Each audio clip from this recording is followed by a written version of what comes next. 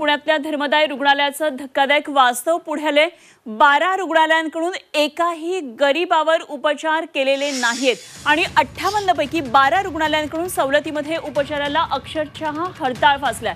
पुण्यामधून ही माहिती 12 रुग्णालयांकडून एकाही गरीब रुग्णावर उपचार झालेले नाहीत। वर्षभरामध्ये एकाही रुग्णाला सवलतीमध्ये उपचारांचा लाभ मिळालेला नाहीये आणि पुणे महापालिका रुग्णालयांवर आता नेमकं काय कारवाई करणार याकडे आता सगळ्यांचं लक्ष असेल।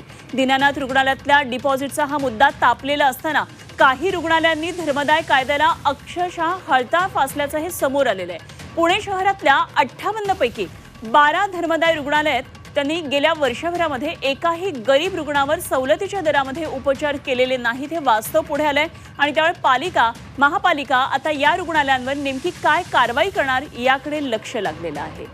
आणि या संदर्भात आणखी सविस्तर माहिती जाणून घेऊया। आमचे पुण्यातले प्रतिनिधी चंद्रकांत पुंदे सध्या आपल्याबरोबर जोडले गेले। चंद्रकांत, अत्यंत धक्कादायक खरं तर हे वास्तव पुढे येत आहे। पुणे शहरातल्या 58 पैकी 12 धर्मदाय रुग्णालय अशी आहेत की ज्यांनी वर्षभरामध्ये एकही गरीब रुग्णावर सवलतीच्या दरात उपचार केलेले नाहीत। काय नेमकं आणखी वास्तव यात मधून पुढे येत आहे?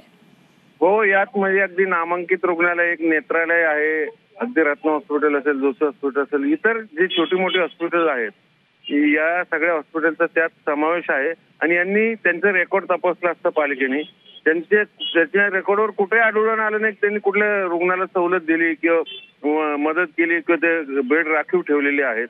ही झाली आहे छोटे मोठे रुग्णालयांची अवस्था। पण जे मोठे रुग्णालय जे या धर्मदायचं दाखवतात आकडेवारी की आम्ही बेड राखीव ठेवले, प्रत्यक्षात तशी ती नसते हेच वास्तव आहे।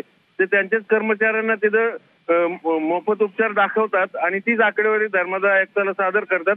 थोडक्यात मेडिकल इंडस्ट्री दुर्दैवाने एक बिझनेस बनवून गेलेला आहे, बाजार बनवून गेलाय। जे गोरगरिबांसाठी शासन यांना सोयी सुविधा देतं, जमिनी फुकट देतं, वीज पाणी सवलतीत देतं, त्या उद्देशालाच हरताळ फासला जातोय त्या वैद्यकीय व्यवसायाकडनं। हे सर्वाधिक दुर्दैवाची बाब आहे। खरंय। धन्यवाद चंद्रकांत, दिलेल्या सगळ्या सविस्तर माहितीसाठी। चंद्रकांत पुंदे आमचे प्रतिनिधी आपल्या बरोबर होते।